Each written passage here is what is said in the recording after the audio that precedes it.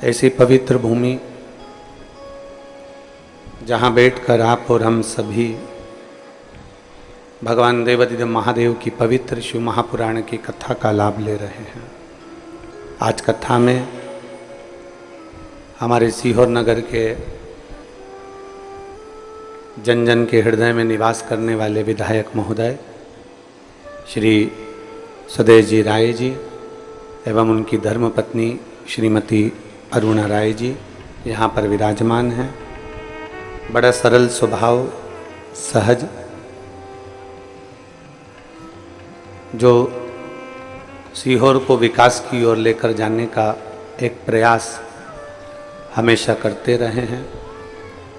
और उनकी धर्मपत्नी का जो स्वभाव है शिव भक्ति के प्रति, धर्म के प्रति, सत्संग के प्रति, उसके लिए उनको साधुवाद। एक बार जोरदार ताली बजाकर सभी को साधुता। कथा के मुख्य यजमान विमला लोकेश जी जोशी, सुशीला जोशी, निखिलेश जी जोशी, निहारिका जोशी, फुलेरा, जयपुर से। स्वर्गीय विद्यादेवी राधा कृष्ण मंत्री, स्वर्गीय मितांशु मंत्री जी की स्मृति में श्रीमती आभा मंत्री, श्री सुनील जी मंत्री सीहोर से, गीता लक्ष्मी नारायण जी गुप्ता पुत्र सीमा विजय जी गुप्ता बेरसिया से, स्वर्गीय प्रेम प्रकाश जी की स्मृति में पत्नी संतोष जी अग्रवाल, पुत्र चेतन जी अग्रवाल, हीना जी अग्रवाल हैदराबाद से, विनय जी पांचाल, नैना जी पांचाल मुंबई से। एक बार सभी यजमान परिवार के लिए जोरदार ताली बजाकर स्वागत, वंदन, अभिनंदन। एक यजमान और हैं, उनका नाम हमको दे दो। बड़े आनंद का विषय भगवान शिव की अनुपम कृपा आप सभी पर, जो इस गुरु पूर्णिमा महोत्सव में आप और हम सभी भगवान शिव की विरल भक्ति को प्राप्त कर रहे हैं। मानव शरीर, मानव की देह, और उस मानव शरीर में, उस मानव की देह में, मनुष्य की देह में जगत सिंह, फुलवासी सिंह, जगत सिंह, फुलवासी सिंह मुंबई से हैं। एक यजमान ये भी हैं, एक बार इनके लिए भी जोरदार ताली बजाकर साधुता।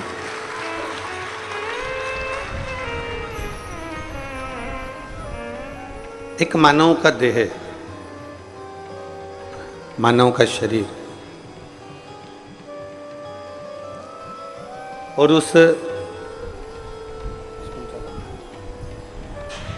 मानव शरीर में भगवान शिव की विरल भक्ति को प्राप्त करना एक थोड़ा सा कठिन विषय है, पर शिव रूपी गुरु, मेरे ओघड़दानी, मेरे शंकर, मेरे त्रिकालदर्शी, मेरे कैलाशी अविनाशी शंकर स्वयं गुरु के रूप में जब कृपा करते हैं, तब हम भगवान शिव को थोड़ा सा जान पाते हैं। ज्यादा नहीं, बहुत थोड़ा सा।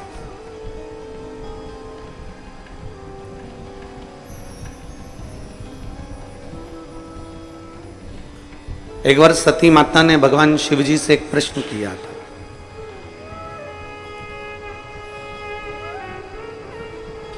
जब भगवान देवाधिदेव महादेव ने माता सती को रोक दिया था अपने पिता के घर जाने से, भगवान शंकर ने कह दिया था सती तुम अपने पिता के घर नहीं जाओ। सती पूछ रही हैं कि क्यों नहीं जा सकती मैं, ऐसा क्या कार्य है जो मैं अपने पिता के घर में, अपने बाबुल के घर में, अपने बाप के घर में, अपने पिता के घर में नहीं जा सकती, ऐसा क्या है।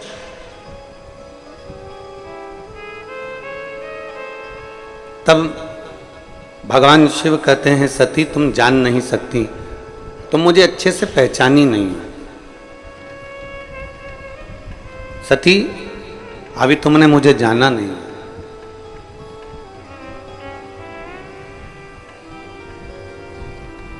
मानव की देह प्राप्त करने के बाद भी शिव को पहचानने के लिए नेत्र चाहिए, और वो नेत्र साधारण नहीं हो सकते। शिव जी ने माता सती से एक बात बड़ी अच्छी कही, शायद भारत के ही नहीं विश्व के संपूर्ण शिव भक्तों को ये बात अपने अंदर धारण करना चाहिए। और कुबरेश्वर बाबा की पवित्र भूमि पर जितने लोग कथा श्रवण कर रहे हैं वो भी इस बात को अपने अंदर उतारें, और जितने विश्व के जितने देशों के शिव भक्त इस पवित्र कथा को सुन रहे हैं वो भी इस बात को अपने अंदर उतारें।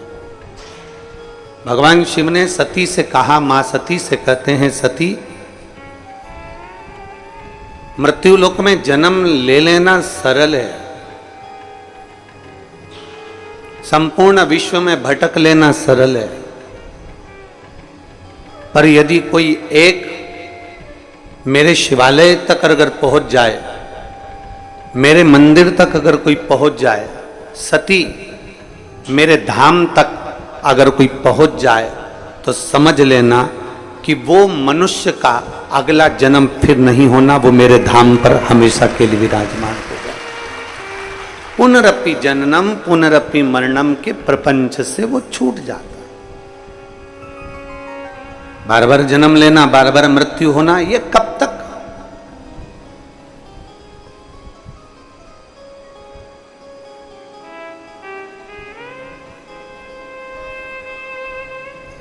एक मुंबई से एक कुंवर भान आया है। कहाँ बैठा है? अगर कहीं बैठा हो तो जरा खड़ा हो ना। कुंवर भान जी मुंबई से आए हैं। कहाँ है? वो बैठे हुआ। ये मुंबई से आए हैं कथा श्रवण करने के लिए। और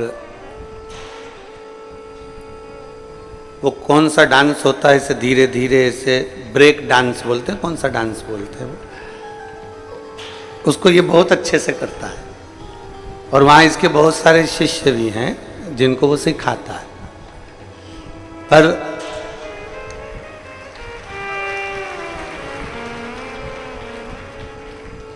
कथा इसने ऐसी रम ली और रहता ऐसा है बिल्कुल जैसे कि उसको कोई पहचाने ही ना।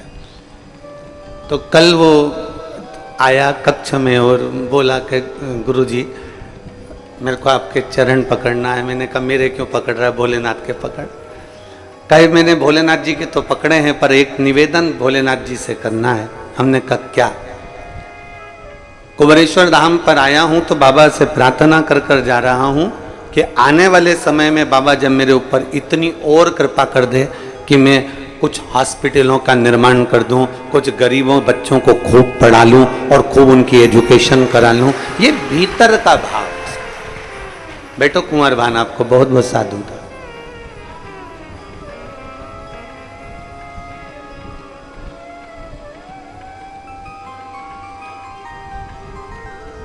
एक भीतर में जो भाव उत्पन्न होता है व्यक्ति वो कहता है। और हम फिर कहेंगे, आप कुबरेश्वर बाबा की पवित्र धरा पर आए हो ना, तो बाबा से कहना जो तुम्हारे को हमारे लिए अच्छा लगे ना वो तुम दे देना।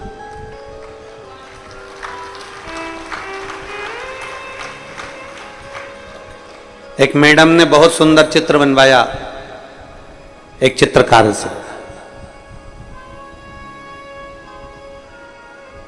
बड़ा सुंदर चित्र बनवाया मैडम ने। और मैडम ने चित्र बनवाया और चित्र बनाते ही मैडम ने कहा क्या सुंदर चित्र बनाया है, बहुत सुंदर। आपकी मेहनताई बताओ, कितने डॉलर देना है आपको? बोलो जल्दी से। अब चित्रकार विचार कर रहा है कि मेरी चित्रकारिता का तो $200 बनता है, पर मैडम तो बड़ी अप टू डेट लग रही है, तो कम से कम $400 तो लेना चाहिए। $400 तो लूंगा। फिर मन में आया कि नहीं नहीं नहीं, ये तो अच्छी पैसे वाली दिख रही है, कम से कम $800 तो लेना चाहिए। फिर उसके मन में आया कि नहीं, $1000 मांग लेता हूं।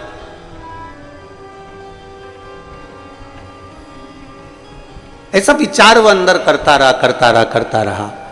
फिर आखिरी में मैडम ने फिर कहा, आप बताओ आपको क्या देना है इस चित्र का। उसने सोचा कि मैं 1000 मांगने वाला हूं, परंतु अगर इसने मेरे $200 नहीं दिए तो इससे तो अच्छा है कि मैं अपने $200 मांग लूं। पर मैं $200 रहने देता हूं, पहले मैडम से कह देता हूं कि तुमको जो अच्छा लगे वो तुम मुझे दे दो।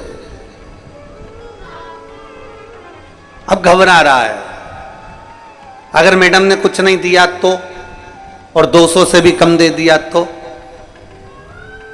फिर भी उसने कह दिया, मैडम ने पूछा बताओ तुम्हें क्या चाहिए। उसने कहा मैडम तुम्हारा मन करे ना वो तुम दे दो। मैडम खुश हो गई, क्या चित्र बनाया है तूने, कितना जोरदार बनाया है तूने। मैडम ने अपना पर्स लिया, जो पर्स हीरे से जड़ा हुआ था, रतन से जड़ा हुआ था, सोने से जड़ा हुआ था, और वो पर्स मैडम ने उसको दे दिया। और देते से कहा ये पर्स तुम रख लो, इस पर्स को तुम्हारे पास रखो। उस चित्रकार ने विचार करा, मैडम बोल रही है कि बड़ा कीमती पर्स है, तुम रख लो। और चित्रकार ने मन में सोचा मेरे को तो डॉलर की जरूरत थी, पैसे की जरूरत थी, इस पर्स का करूंगा क्या, खूंटी पर टंगा रहेगा, कील पर टंगा रहेगा, ये पर्स मेरे किस काम आएगा। तो उसने सोच लिया कि मैडम तो कंजूस लग रही है, इसलिए उसने कहा मैडम आपका पर्स अपने पास में रखो, मेरे तो $200 तुम मुझको दे दो, मुझे तुम मेरे $200 दे दो। मैडम ने वो पर्स लिया, खोला, और उस पर्स को खोला तो उस पर्स में $1,00,000 रखे हुए थे, उसमें से $200 मैडम ने दे दिए। अब मैडम कीमती पर्स भी दे रही थी, मैडम $1,00,000 भी दे रही थी, पर मांगा हमने केवल उतना है जितना हमारे को हमारी सोच से, हमारी बुद्धि से, हमारे चित्त से ठीक लगा, हमने उतना मांग लिया। कभी कुबेरेश्वर बाबा की धरा पर आना, कभी बाबा के धाम पर आना, कुबेर भंडारी की इस पवित्र भूमि पर, कंकर शंकर की भूमि पर आना। जब तक तुम्हारा मानव शरीर है, मनुष्य की देह है, चारों धाम कर लेना, 12 ज्योतिर्लिंग कर लेना, सारे तीर्थ होकर जाना, सारी नदी और सरोवर में स्नान कर लेना, और जिंदगी में एक बार कुबेरेश्वर बाबा की धरा पर जरूर आना। बाबा कुबेर भंडारी की भूमि पर एक बार जब आना, हर जगह से जब घूम कर, हर जगह से धक्के खाने के बाद, हर जगह पर होकर आने के बाद जब कुबेर बाबा के भंडारी की इस पवित्र भूमि पर आओ, तो बाबा से अपने लिए कुछ मांगना तो इतना जरूर कहना कि तुझे मेरे लिए जो अच्छा लगता हो बाबा, तू मुझे वो दे देना जो मेरे लिए अच्छा हो और तुझे अच्छा लगता हो। सकता है मैं कम मांगू, हो सकता है मैं थोड़ा मांगू, हो सकता है मैं थोड़ा लूँ, पर तू कृपालु, तू दयालु, तू करुणा सागर है, तेरे बराबर दुनिया में कोई कृपा करने वाला नहीं होगा। तू मुझे देना, तेरी मर्जी से देना। और फिर निवेदन है, देवता देते हैं पल्ला झाड़ कर, और महादेव देता है छप्पर फाड़ कर। वो देने में कमी नहीं रखता। यहां एक मां बैठी है, रीमा भदौरिया, पति का नाम है गिरिराज सिंह भदौरिया। मैं जिला भिंड की रहने वाली हूँ, गांव है शुक्लपुरा, ग्वालियर में रहती हूँ। मेरा मोबाइल नंबर ये है। कहीं बैठी हैं? कहीं बैठी हो तो हाथ हिला सकती हैं। बच्चा आया है क्या साथ में? पहले तो जो बच्चा इनका चले गया, उस बच्चे का फोटो एलईडी पर आप लोग देख सकते हैं। 15 साल का बच्चा था। आप उस बच्चे को लेकर आ जाओ, एक बेलपत्र ले। गुरुजी, 15 साल का मेरा एक बेटा, 20 जुलाई 2021 को उसका जन्मदिन था, और 27 जुलाई का दिन आया, हम ग्वालियर से अपने गांव गए, और उसने भोजन भी नहीं करा, और उसके दोस्तों ने उसको बुला लिया। 15 साल का मेरा बेटा जब दोस्तों ने बुलाया, मेरा बेटा उनके साथ चले गया। सब तालाब के किनारे पर नहाने लगे, खेलने लगे। उसी बीच में मेरे बेटे का पांव फिसल गया और मेरा बेटा पानी में चला गया। 15 साल का मेरा बेटा जब पानी में चला गया, 3 घंटे तक उसको तालाब में ढूंढा गया, नहीं मिला। 4 घंटे तक ढूंढा गया, नहीं मिला। तब हम लोग हताश होकर घर आ गए। फिर घर पर वापस फोन आया कि तुम्हारा बेटा मिल गया, पर वो जीवित नहीं है, वो मर गया। मेरा 15 साल का एक बेटा चले गया, रो रो कर घर का बुरा हाल हो गया। अब करूं तो करूं क्या? जमीन पांव के नीचे से खसक गई, अब क्या करा जाए? तभी हमने कुबेरेश्वर बाबा के धाम में बाबा से विनती करी और टीवी के सामने बैठकर कथा श्रवण करी कि अब तुझे मेरा बेटा वापस देना पड़ेगा, चाहे कुछ भी हो जाए। डॉक्टरों के हिसाब से मुझे अब संतान नहीं हो सकती थी, डॉक्टरों के हिसाब से मुझे औलाद नहीं हो सकती थी, पर मैंने टीवी के सामने अपने पति के साथ बैठकर जब कथा का रसपान किया, बाबा को 1 लोटा जल चढ़ाना प्रारंभ करा, मंदिर में सफाई करना प्रारंभ करा, मंदिर के बेलपत्र लाकर नंदी के पास बैठकर खाना प्रारंभ करा। और डॉक्टरों ने कह दिया तब तुम्हें औलाद नहीं होगी, पर मेरे बाबा ने मुझे पुनः फिर एक बेटा दिया, उसका नाम मैंने शिवांश रखा है। पुनः उस बेटे का फोटो लगा रही हैं और वो बेटे को लेकर भी आ रही हैं। मेरे बेटे का नाम मैंने शिवांश रखा है। 15 साल का मेरा पुत्र चले गया। डॉक्टर के हिसाब से मैं मां नहीं बन सकती, डॉक्टर के हिसाब से मुझे औलाद नहीं हो सकती, पर एक भरोसा उसके भीतर जागृत था, एक विश्वास उसके भीतर जागृत था, एक भगवान के चरणों के प्रति विश्वास उसके भीतर जागृत था। और वो भरोसा, वो विश्वास उसका इतना बढ़ गया था कि मेरे देव अधिदेव महादेव को सुनना पड़ा। बस एक निवेदन, बाबा के धाम में आओ, तुम अपनी मर्जी से जो मांगना है वो तुम मांगो, तुम्हारी मर्जी है, पर मेरे बाबा से इतना जरूर कहना कि मैं जो मांगूंगा हो सकता है उसमें कमी रह जाए, पर मेरे शंभु इतनी कृपा जरूर करना कि मेरे हित के लिए तुझे जो अच्छा लगे वो मुझे इतना दे देना कि बस मेरे ऊपर तेरी कृपा बने। और शंभु शरने पड़े मांगू घड़ी रे घड़ी, दुख काटो दया करी दर्शन शंभु शरने पड़े मांगू घड़ी रे घड़ी, दुख काटो दया करी दर्शन। जो तेरी कृपा हो, जो तेरी उदारता हो, जो तेरी करुणा हो, ऐसी दया, ऐसी करुणा, ऐसी उदारता तेरी बनी रहे। हम थोड़ा मांगते हैं, वो देना बहुत चाहता है। हम थोड़ा पाना चाहते हैं, वो देना बहुत चाहता है। हम थोड़ा लेना चाहते हैं, वो देना बहुत चाहता है। अब आपके ऊपर निर्भर करता है कि आप कुबेर भंडारी के दरवाजे पर आए हो तो आप बाबा से क्या कहना चाहते हो। आप कुबेर भंडारी के दरवाजे पर आए हो तो आप बाबा से क्या विनती करना चाहते हो।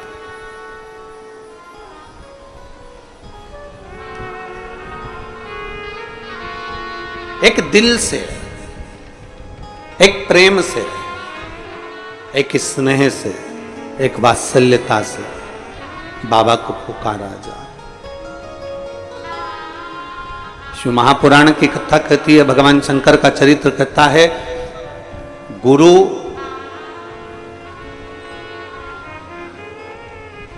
का एक काम है परमात्मा के द्वार तक तुम्हें पहुंचा देना।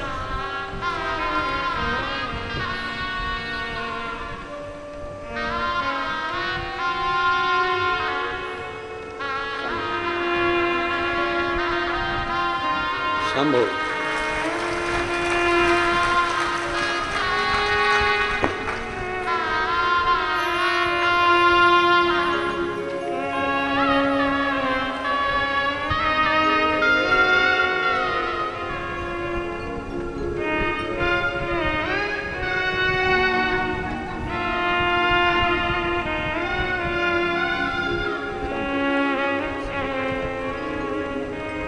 एक विश्वास हम हमारे शिव के प्रति जागृत करें। चरित्र कह रहा है, सती माता को भगवान शंकर ने समझाया, सती अगर मानव का शरीर मिल गया और मानव का शरीर मिलने के बाद यदि तुम शंकर की भक्ति में रमी हुई हो, शिव की भक्ति अगर तुम कर रही हो, अगर संसार में जन्म लेने वाला मनुष्य मेरे मंदिर तक, मेरे देवालय तक, मेरे शिवालय तक यदि जा रहा है, एक लोटा जल अगर शंकर को समर्पित कर रहा है, शिव भक्ति कर रहा है, पंचाक्षर मंत्र नमः शिवाय, षडाक्षर मंत्र ओम नमः शिवाय, श्री शिवाय नमस्तुभ्यम का स्मरण कर रहा है, तो सती समझ लेना कि उसने सारे जन्म जितने उसके होने थे वो सारे जन्म उसने काट लिए हैं, और ये जन्म उसका मेरे लिए हुआ है और मेरी भक्ति के लिए।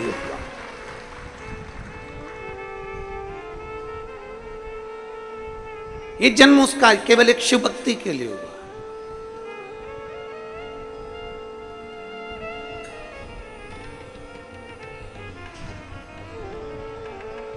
और जो जन्म दिया है भगवान ने, उस जन्म को हम सार्थक क्यों ना करें। एक बड़ा सुंदर संवाद आता है, बड़ा सुंदर चरित्र आता है। दधीचि ऋषि, जिनके माता पिता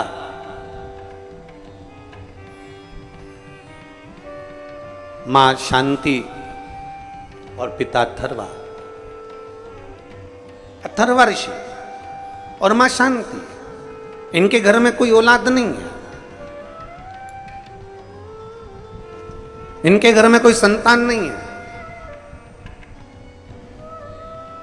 और दोनों के घर में जब औलाद नहीं, संतान नहीं, दोनों शिव भक्ति में रमे हुए हैं। कल हमने कथा में कहा था कि भगवान देवाधिदेव महादेव थोड़ा परीक्षा जरूर लेता है, परीक्षा तो लेगा वो, और उस परीक्षा में आपको बस इतना करना है कि उसके आश्रित हो जाना, आप उसके आश्रित हो जाओ परीक्षा में।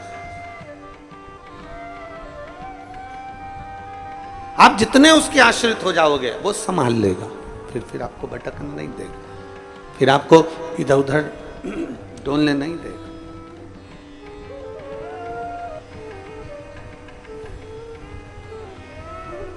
अब दधीचि ऋषि के माता शांति और पिता अथर्वा जी भगवान शिव की अविरल भक्ति को धारण करते हैं, दिन रात शिव नाम का स्मरण करते हैं।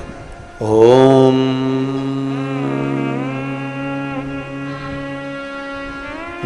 नमः शिवाय, ओम नमः शिवाय, ओम नमः शिवाय। षडाक्षर मंत्र का जाप कर रहे हैं अथर्वा ऋषि, और पंचाक्षर मंत्र का जाप कर रही हैं माता शांति। नमः शिवाय, ओम नमः शिवाय। पंचाक्षर मंत्र का जाप कर रही हैं मां शांति, और पिता अथर्वा बाबा भगवान शिव की भक्ति कर रहे हैं, जब साधना में लगे हुए हैं। आज मां शांति थोड़ी सी संविदा लेकर आई। संविदा मतलब लकड़ी, चूल्हा जलाने के लिए, भोजन बनाने के लिए थोड़ी सी लकड़ी साथ में लेने के लिए गए।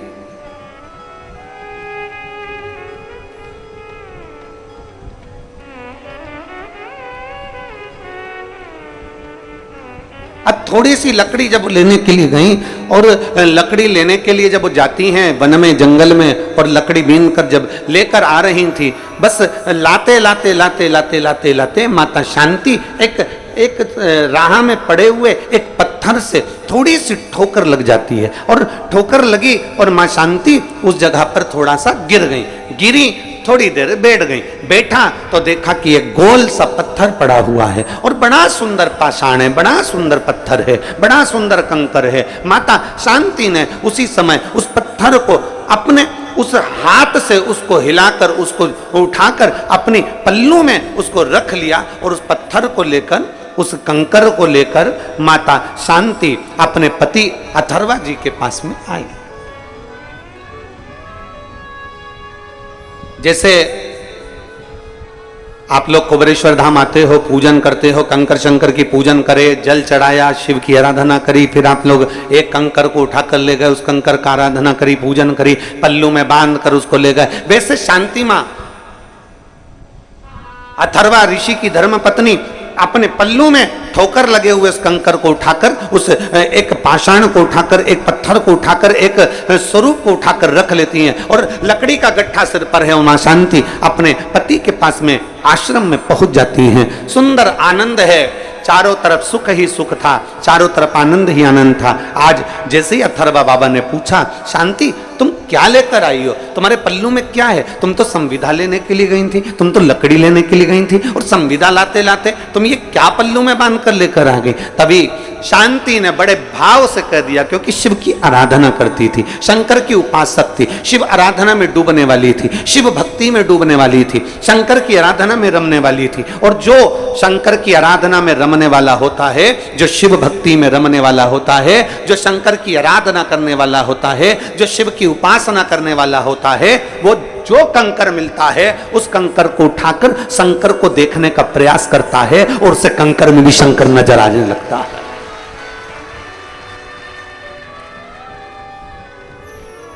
उसे कंकर में भी शंकर नजर आने लगता है, उसे कंकर में शंकर दिखने लगता है। क्यों? क्योंकि उसके हृदय में शिव समाया हुआ। और आप में से कई हैं, आप में से कोई एक दो नहीं, ना जाने कितनी माताएं ऐसी बैठी हैं, ना जाने कितने भाई ऐसे बैठे हैं।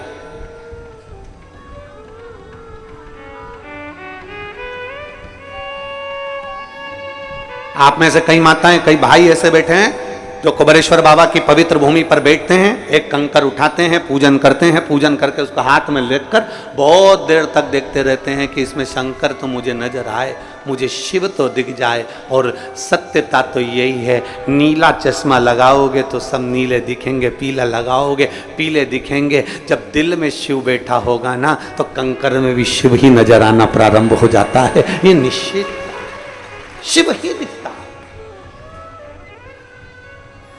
वो कहते हैं ना, अरे मैं हूं प्रेम रोगी, मेरी दवा तो कराओ, जाओ जाओ जाओ किसी वेद को बुलाओ, मैं हूं प्रेम। जो शिव की भक्ति का डूबा हुआ रोगी होता है, शंकर की भक्ति में डूबा रहता है, राम की भक्ति में डूबा रहता है, कृष्ण की भक्ति में डूबा रहता है, जो परमात्मा की भक्ति में डूबा रहता है, शिव भक्ति में जो रमा रहता है, उसको चारों तरफ शिव नजर आते हैं, उसको चारों तरफ भगवान देवाधिदेव महादेव नजर आते हैं, उसको चारों तरफ शंकर नजर आते हैं। हर एक में वो शिव को देखता है, हर एक में वो शंकर को देखता है, सब में शिव को नजर आता है।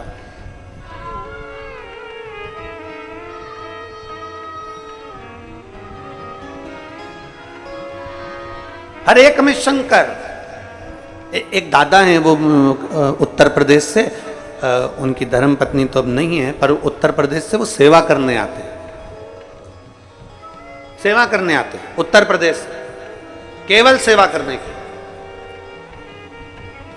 और वो भोजन भंडारे में हम उनसे हमेशा कहते हैं, काका क्या हाल चाल? बढ़िया। आ गए? आओ आ गए गुरुजी। सेवा करने के लिए पहुंच गए? हाँ गुरुजी। अब उस सेवा में लगे रहते, और उनका एक ही काम, जो भी जिसको भी भोजन देंगे तो चिल्ला कर देते हैं, भोले लो भोजन, भोले खिचड़ी, भोले रोटी, भोले सब्जी, भोले ये लो। वो उसको मालूम है कि जो कुबेरेश्वर बाबा की धरा पर आता है वो इंसान नहीं होता, वो शंकर का एक स्वरूप होता है, उसमें शिव समाया हुआ, उसमें शिव बसा हुआ।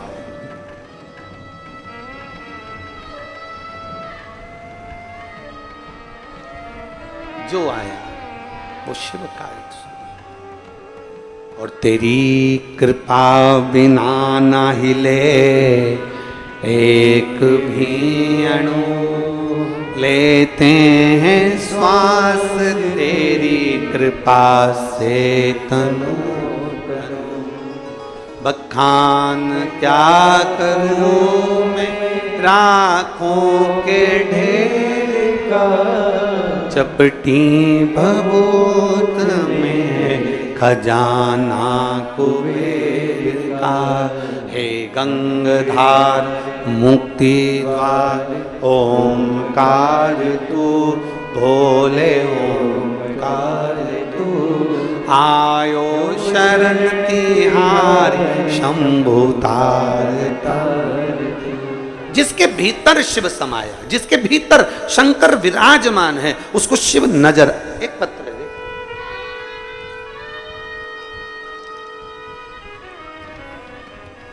मेरा नाम सीमा ठाकुर है, मेरे पति का नाम सुरेंद्र ठाकुर है। मैं कैमोर जिला कटनी मध्य प्रदेश की निवासी हूँ। कहीं बैठी हो जिन्होंने पत्र लिखकर भेजा है, अगर कहीं बैठी हो तो हाथ हिला सकती हैं। अगर कहीं बैठी हो तो हाथ हिला सकती हैं और आकर बेलपत्र ले सकती हैं। मेरा नाम सीमा ठाकुर है, मेरे पति का नाम सुरेंद्र ठाकुर है। मैं कैमोर जिला कटनी मध्य प्रदेश की रहने वाली हूँ। बाबा, मैं पिछले 2 वर्ष से काफ़ी परेशान थी। मेरे बच्चेदानी में 2 गठाने थी, जो गठाने समय के साथ बढ़ती जा रही थी।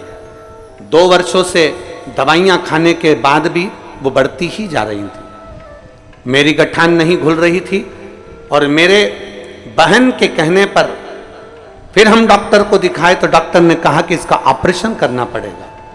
तब हमने ऑपरेशन का विचार तो कर लिया, पर मेरी बहन बोली कि एक बार अपन सीहोर चलते हैं, आस्था चैनल पर सीहोर वाला महाराज कथा करता है, तुम पहले एक बार पूरी कथा टीवी के सामने आसन लगाकर सुनो और शिव जी को बेलपत्र चढ़ाकर खाओ, फिर अपन सीहोर चलेंगे। मेरी बहन के कहने पर हमने आस्था चैनल पर टीवी के सामने बैठकर कथा सुनी।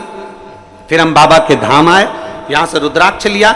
उस रुद्राक्ष को हमने पानी में डालकर तांबे के कलश में वो पानी शिव जी को चढ़ाना प्रारंभ करा और एक बेलपत्र नंदी के पास बैठकर खाना प्रारंभ करी। बाबा का मैं क्या गुणगान करूं गुरुदेव। दूसरी बार जब मेरी बहन डॉक्टर के पास 1 महीने बाद जांच कराने के लिए लेकर गई तो डॉक्टर ने कह दिया कि तुम्हारी गठाने गल चुकी हैं, अब तुम्हें ऑपरेशन की जरूरत नहीं है। कहीं बैठी हो, आई हैं, हाथ हिलाओ जरा, आ जाओ, बेलपत्र ले जाना, आ जाओ। मेरा नाम सीमा ठाकुर है, मेरे पति का नाम सुरेंद्र ठाकुर है। मैं कैमोर जिला कटनी मध्य प्रदेश की रहने वाली हूं। शिव तत्व की प्राप्ति, भगवान शंकर की प्राप्ति, भगवान शिव की ओघड़ की प्राप्ति का केंद्र बिंदु है हमारा विश्वास, हमारी भक्ति।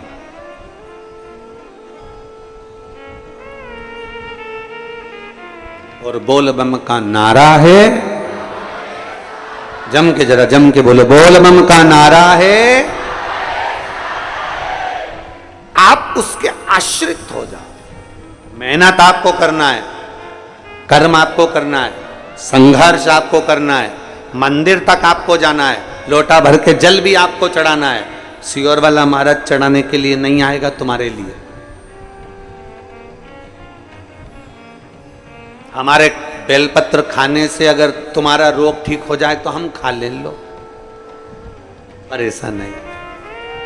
हाथ में खुजाल चली है तो हमको ही खुजाना है, खांसी आई तो हमको ही खांसना है, छींक आई हमको ही छींकना है।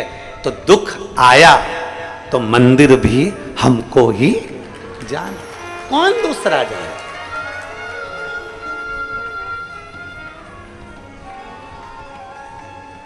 पाप तुम करो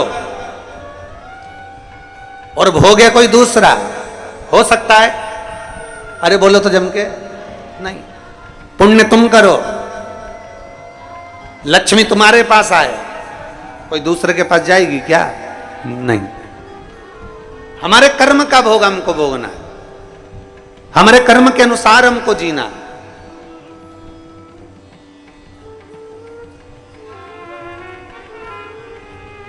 कोई गुरुजी तुमसे कह देना तू चिंता मत कर, मैं बैठा हूं ना, मैं तेरे लिए सब कर दूंगा, तू जा तेरे घर पे, तू तो आराम से चादर तान और सो। गुरुजी कह दे तुम चिंता मत करो, मैं बैठा हूं, मैं कर दूंगा, सब कर दूंगा, मैं सब कर दूंगा मैं। अरे भाई, कबीरा बाबा कहते हैं कि गुरु की करनी गुरु भरेगा और चेला की करनी चेला, उड़ जाएगा हंस अकेला। गुरु अपने कर्म को भोगेगा, चेला अपने कर्म को भोगेगा।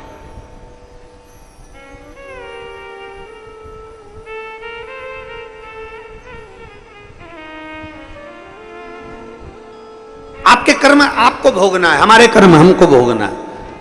जैसा कर्म करेंगे उसके अनुसार हमें फल प्राप्त होगा। तो फिर हम कैसे कह सकते हैं? दुनिया के लोग भले कोई कह दे तुम्हारे सामने आकर कि तुम्हें चिंता करने की जरूरत नहीं, मैं बैठा हूं सब कर दूंगा, मैं बैठा हूं सब कर दूंगा, नहीं। अगर सच्चा गुरु होगा, असली गुरु होगा, तो वो ये कभी नहीं कहेगा कि मैं कर दूंगा। असली गुरु कहेगा चिंता मत कर, भगवान पर आश्रित हो, अपनी लगन से काम कर, अपनी दुकान रोज खोल, अपनी मेहनत पूरी कर, और शंकर जी के मंदिर में एक लोटा जल रोज चढ़ा, बाबा तेरे भला जरूर करे। गुरु नहीं। एक पिछले गुरु पूर्णिमा पर हमने कथा सुनाई थी, आप लोगों के स्मरण में होगा कि एक शिष्य के बहन की शादी आ गई। कथा सुनी थी आप लोगों ने? शिष्य के बहन की शादी आ गई और उसने सोचा गुरुजी का तो इतना बड़ा आश्रम है, गुरुजी के पास इतना करोड़ों का धन है, गुरुजी के पास में इतना वैभव है, तो मेरी बहन की शादी तो गुरुजी कर देंगे। उसने कहा गुरुजी के पास जाकर, गुरुजी मुझे मेरे गांव जाना है। गुरुजी ने कहा जा। गुरुजी मेरी बहन की शादी है। गुरुजी ने कहा बधाई हो। गुरुजी हम बहुत गरीब हैं गुरुजी, हमारे पास में कुछ भी नहीं। गुरुजी कहते हैं सब भगवान बैठा है, सब अच्छा करेगा, क्यों टेंशन लेता है, जा। अब वो जाने लगा, ये पिछले गुरु पूर्णिमा की कथा है। जाने लगा, गुरुजी ने उससे कहा सुन, तेरी बहन की शादी है, अंदर कोई अनार देकर गया है, एक झोले में अनार रखे हैं, तू ले जा। तेरी बहन की शादी में अनार लेकर चले जा। अब अनार रखे थे और अनार लेकर चला तो मन में कोसता कोसता गया, काय का गुरुजी, इतना बड़ा आश्रम, इतना बड़ा वैभव, इतना बड़ा धन, इतनी दौलत, इतनी सत्ता, तो भी गुरुजी ने बताओ केवल अनार ही दिया। इतना बड़ा गुरुजी था, थोड़ा बहुत तो दे देता तो मेरी बहन की शादी हो जाती। और गुरुजी ने दिया तो केवल अनार। ये पिछले गुरु पूर्णिमा का चरित्र है। अब वो अनार का झोला लेकर चला, मन से कोसता कोसता चला, गुरुजी को खूब कोसता कोसता चला। काय का गुरुजी, काय का गुरुजी, काय का गुरुजी, काय का गुरुजी करता करता पहुंच गया। रास्ते में जंगल में गया तो जंगल में एक जगह पर बैठा हुआ था, वहीं का राजा बीमार पड़ गया। राजा को दवाई देना थी, दवाई देने के लिए अनार का रस चाहिए था। अनार राजा के भवन में नहीं, महल में नहीं, नगर में नहीं, गाँव में नहीं, कहीं अनार नहीं मिला। तब दूत ढूंढते ढूंढते जंगल में पहुंच गए, इसके झोले में अनार मिल गए। इससे कहा हमको अनार चाहिए। उसने कहा नहीं दूंगा, ये मेरे गुरुजी ने मेरी बहन की शादी के लिए दिया है, मैं नहीं दूंगा। उन्होंने उसको पेड़ से बांध दिया और उसके अनार ले जाकर राजा को दे दिए। राजा ने उस अनार के रस में दवाई ली, ठीक हो गया। राजा ने कहा अनार कहां से लाए थे? हम जहां से लाए थे उसको तो हम बांध कर छोड़ कर आए हैं। राजा गया, ला उसको पकड़कर मेरे पास में, उसको लेकर आए। पूछा भाई हमने तुम्हारे अनार के रस में दवाई ली है, हमने तुम्हारे अनार के रस में दवाई ग्रहण करी है और हमारा शरीर ठीक हो गया। हम चाहते हैं कि तुम्हारे अनार का क्या शुल्क दे सकते हैं, हम क्या दे तुमको, आज तुमने हमारे प्राण बचा लिए। इतने में वो कहता है महाराज अनार तो मेरी बहन की शादी के लिए मेरे गुरु ने दिए थे। तुम्हारी बहन है? हाँ। उसकी शादी है? हाँ। चिंता मत करो, तुम्हारी बहन की शादी जैसे एक राजा की लड़की की शादी होती है वैसे तुम्हारी बहन की शादी हो।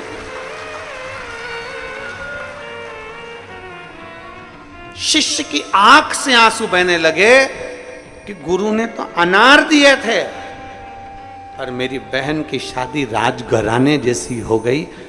मतलब गुरु तो केवल कह देता है, गुरु तो केवल बोल देता है कि आपको एक लोटा जल मंदिर तक लेकर जाना है। गुरु तो कह देता है कि श्री शिवाय नमस्तुभ्यम जपना है। गुरु तो कह देता है कि एक बेलपत्र का सेवन करना है। गुरु तो कह देता है कि आपको शिव भक्ति को धारण करना है। ये गुरु कह देता है।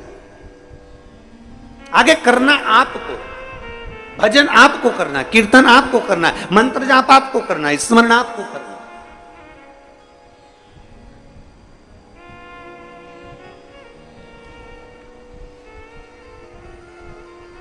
और भोले मैं तेरी पतंग, शंभू मैं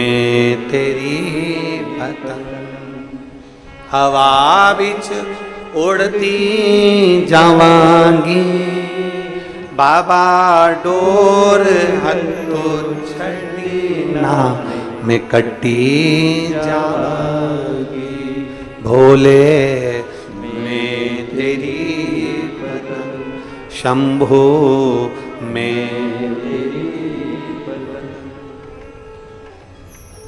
जो कट गई ना शंभो तो मैं लुटी जावा जो कटी गई ना शंभो तो मैं लुटी जावा बाबा जब तक मेरी डोरी आपके हाथ में है तब तक मैं आकाश में लहरा रही हूं खो ऊपर जा रही हूं पर बाबा अगर तूने छोड़ दिया मैं कट गई तो दुनिया के लोग मुझे लूट लेंगे फिर मैं ना जाने किसके हाथ में जाऊंगी इसलिए अपने हाथ में अपने हाथ में हमें किसी दूसरे के हाथ में नहीं जाना भजन करो